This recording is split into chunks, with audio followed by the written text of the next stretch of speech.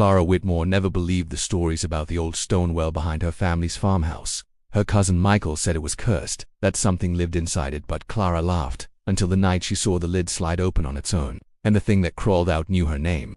When I was 12 years old, I first found the well behind my grandmother's house. It wasn't hidden exactly, but it didn't want to be found either.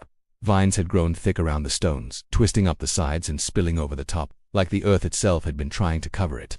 Moss slicked the surface in damp patches, and the air around it always seemed to feel heavier, cooler, as though I had stepped into a shaded cave. The rest of the yard smelled of grass and sunlight, but near the well, the air reeked faintly of mold and wet earth, as though something deep below had never dried. I had been warned never to go near it.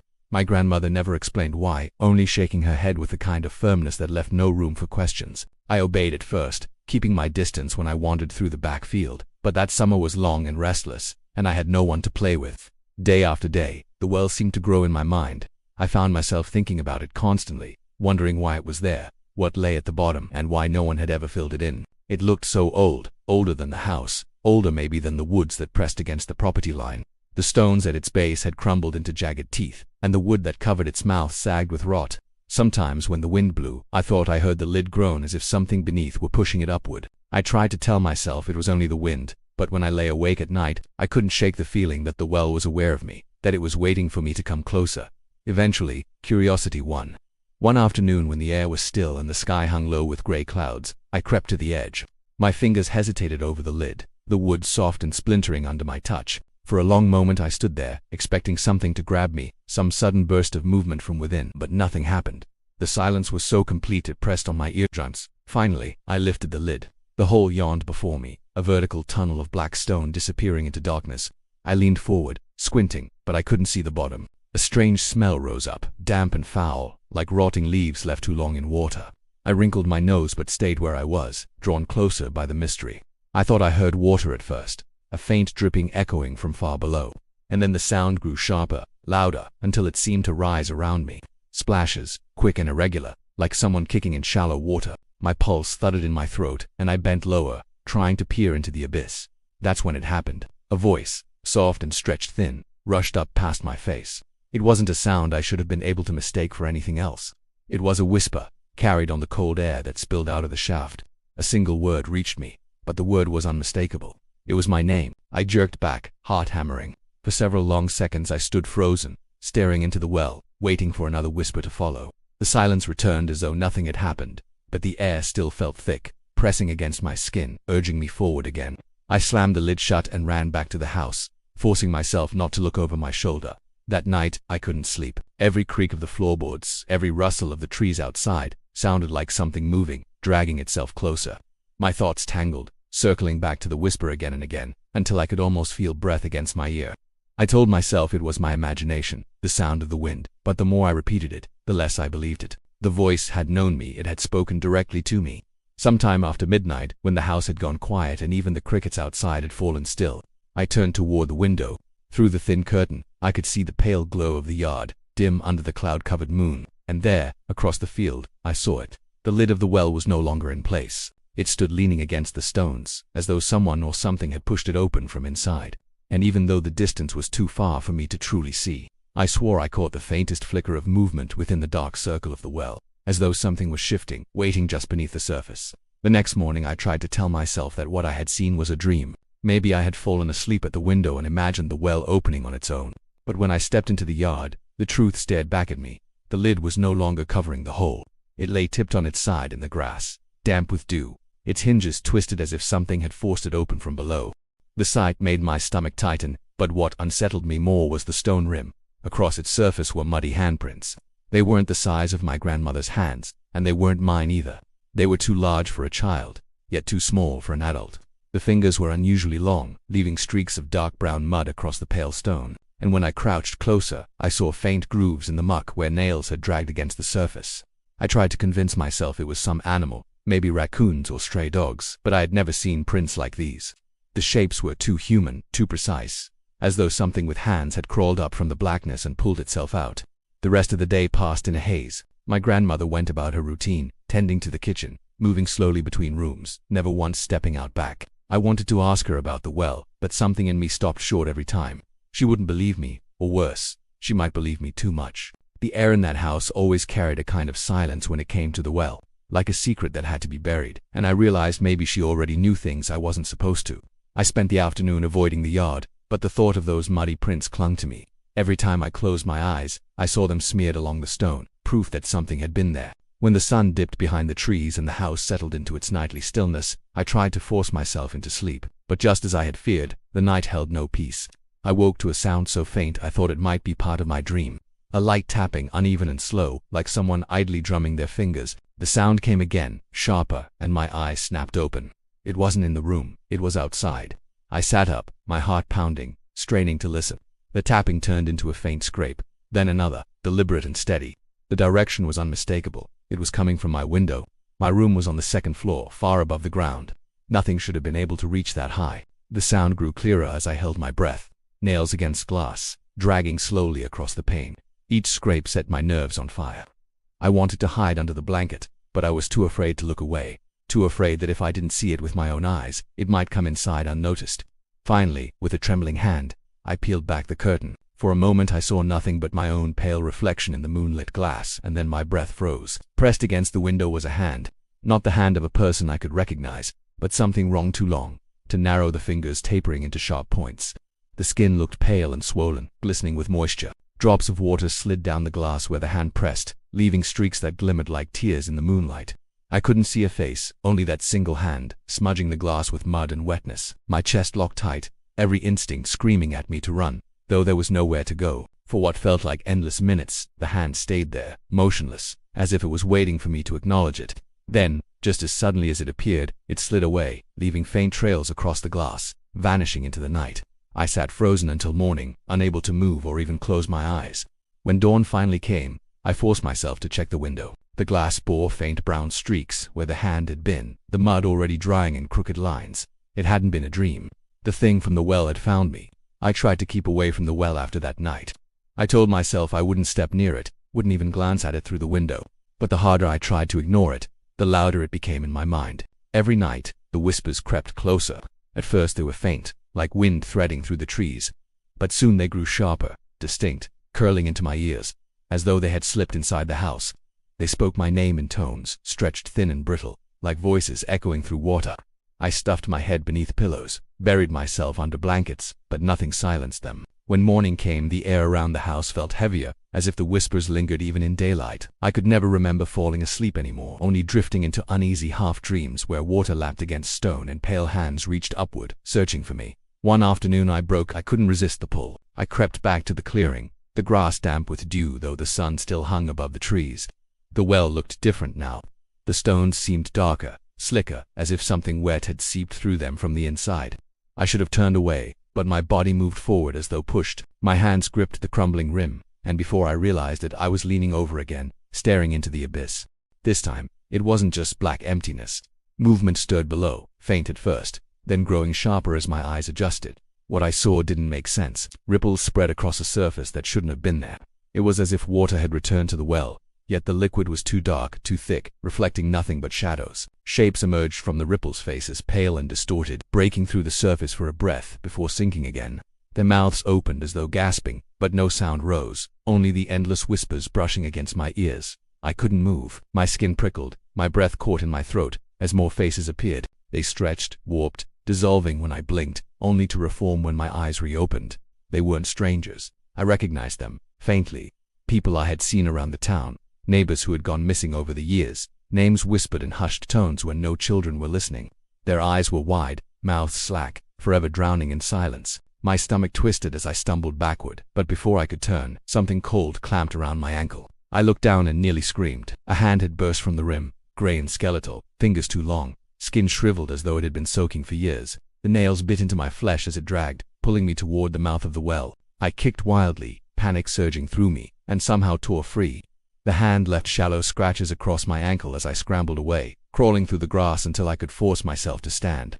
My chest burned, my vision swam, but I didn't stop until I had reached the back steps of the house. When I finally looked back, the well was still. Nothing clung to the stones. No hand reached for me anymore. But the rim glistened with moisture, beads of dark water sliding down the cracks, proof that something had been there. The lid I had once seen lying nearby was gone, vanished entirely, leaving the black hole gaping open. That night, sleep was impossible. Every creak of the floorboards felt like footsteps creeping closer. The whispers had grown clearer now, no longer faint. They pressed into my ears like 1,000 voices speaking at once, overlapping, begging. I couldn't understand all the words, but one repeated above the rest.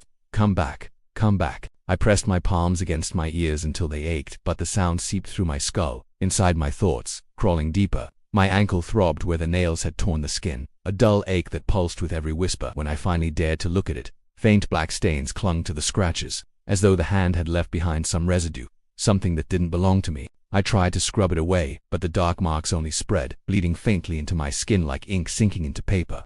No matter how much I washed, they remained, and each time I touched them, the whispers grew louder, echoing not just in my ears now, but deep inside my head. By morning, I understood what they wanted. The well wasn't finished with me. It had reached for me, touched me, marked me, and I knew it wouldn't stop until I answered. I didn't tell anyone about the mark on my ankle. Part of me thought if I ignored it, it might fade, but instead it grew worse with each passing day. The skin around the scratches had turned grayish, like bruises that never healed, and faint veins of black spread outward in thin lines, creeping up my leg. Each time I looked at it too long, I swore I saw the faint shimmer of water across my skin, as though something inside me was leaking out. The whispers no longer came only at night. They filled the quiet moments of the day, bleeding into my thoughts, low and insistent. Sometimes they sounded like pleading, sometimes like laughter, but always repeating the same two words. Come back. My body resisted, trembling at the memory of that hand pulling me down, but my mind pulsed with the need to obey. Sleep was no refuge. When my eyes closed, I dreamed of the well widening, the stones crumbling as black water spilled across the yard. Faces rose in that water, countless and pale, bobbing silently in the waves, their mouths gaping. In the dream, they always looked at me, eyes clouded, arms reaching, and each time I woke, my sheets clung to me, damp with sweat, the smell of stagnant water clinging to my skin. One night, as I lay awake staring at the ceiling, I heard the sound again. Not whispers this time, footsteps, slow, heavy, and wet. They circled the house, each step leaving a sucking noise, as though something dripping and bloated was dragging itself through the grass. The sound moved beneath my window, pausing there for what felt like hours. I didn't dare move, not even to breathe too loudly. The silence that followed was worse than the footsteps, because it made me wonder if it was still there, waiting just below. Eventually, I forced myself to the window. My hand shook as I pulled the curtain aside, and my stomach lurched. The well no longer had a lid at all. The wooden cover that had once kept it sealed was gone, and the mouth of the hole gaped wider, its stones slick and dark, and something was crawling out. It was pale, long-limbed, its body bending and twisting at angles that defied human shape. Its skin shimmered faintly in the moonlight, as though it were covered in water that refused to dry. It dragged itself onto the grass, leaving a trail of black sludge in its wake, the ground hissing softly as the liquid soaked in. Its movements were deliberate, too slow, too heavy, like each motion took effort. When it finally stood, my breath caught. It was tall, far taller than any person, its arms dangling almost to the ground, its head tilted unnaturally to the side, as though its neck couldn't support the weight. The face was wrong, blurred, shifting, as if it were covered in ripples of water that never stilled. Sometimes I saw hollow eye sockets, sometimes wide, staring eyes that blinked too slowly, always dissolving into liquid nothingness. Before I could fully comprehend, I turned toward the house. I froze, gripping the windowsill so tightly my knuckles ached. Even from that distance, I felt its gaze press against me, heavy and suffocating. My heart pounded so loud I was sure it could hear. The creature tilted its head further, listening, and then it began to move. Each step was deliberate, dragging, leaving behind deep wet impressions in the soil. It was walking toward me. I stumbled back from the window, my legs trembling. My room felt smaller, shrinking around me, the walls pressing in. The smell of damp earth thickened in the air, choking me, making it impossible to breathe without tasting rot. I backed against the far wall, staring at the window as the sound of its steps grew louder. Then silence. I didn't move. I didn't dare. I waited, seconds stretching into minutes, until finally I crept forward and peeked through the curtain again. The yard looked empty. The trail of sludge cut across the grass, straight toward the house, but the thing itself was gone. I looked down, trembling, and my blood ran cold. Below my window, pressed against the wall, I could see its hand. Long dripping fingers clung to the siding, nails sinking into the wood. It was climbing. By dawn, I was no longer in my room. I don't remember making the choice to leave. My body moved on its own, as though the whispers had finally taken control, guiding me away from the house and into the woods. I stumbled barefoot across the dirt, my ankle throbbing with every step, the black veins spreading higher up my leg. The trees pressed close around me, but I kept moving, driven by something I couldn't resist. I don't know how long I walked before the clearing opened ahead of me. The well waited there, wider than ever. The stones had crumbled outward, leaving a jagged mouth that split the earth. The air around it felt heavier than before, thick and damp, carrying the sour stink of rot. The grass at its edges had yellowed, brittle and lifeless, as though the ground itself had been poisoned. I thought about turning back, about running as far away as I could. But when I looked at the well, I realized there was no escaping it.